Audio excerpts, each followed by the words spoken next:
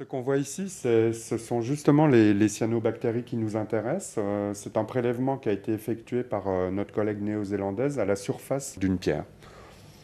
Les cyanobactéries sont des organismes très anciens, puisqu'on estime qu'elles sont sur Terre depuis plus de 3 milliards d'années, hein, et sont des organismes qui jouent un rôle fondamental dans le fonctionnement de l'écosystème terrestre. Déjà, il faut savoir que les cyanobactéries, c'est elles qui ont permis qu'il y ait de l'oxygène dans notre atmosphère. Donc sans les cyanobactéries, on n'existerait pas parce qu'il n'y aurait pas eu d'oxygène et pas toutes ces vies qui se sont développées en utilisant l'oxygène de l'air.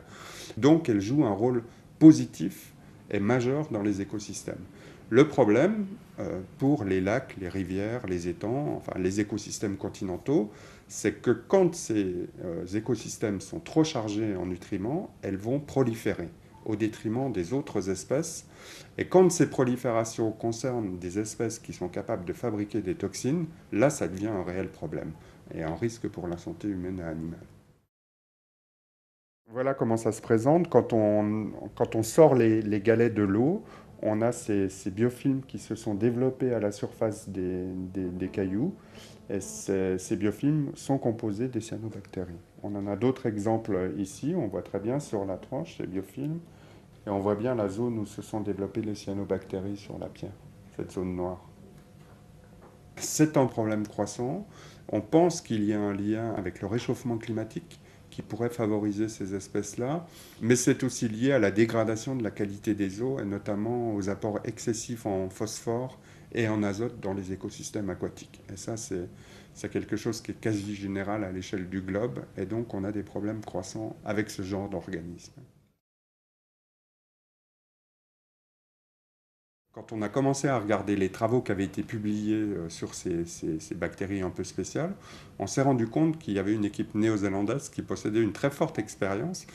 Et donc, c'est pour cette raison qu'on a contacté ces collègues néo-zélandais en se disant qu'on pourrait profiter de l'expérience qu'ils accumulent depuis plusieurs années sur ces bactéries.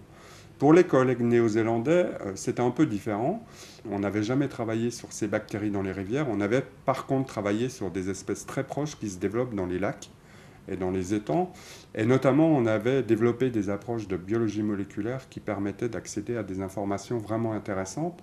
Et ces approches-là, les collègues néo-zélandais ne les maîtrisaient pas. Donc ça tombait vraiment bien parce que c'était tout à fait complémentaire.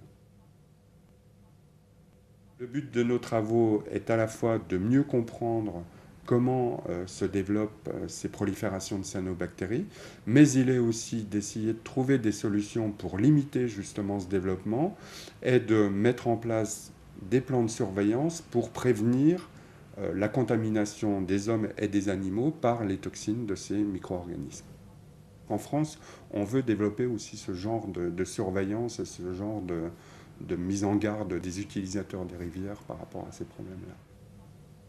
On a eu des échanges scientifiques et professionnels extrêmement intéressants. On a pu mettre en place pas mal de choses pour le futur. Et en plus de ces relations professionnelles qui se sont très bien passées, on a eu des vraies relations amicales avec eux. Et donc c'est sûr qu'on aura des collaborations qui seront durables dans les prochaines années avec cette équipe-là.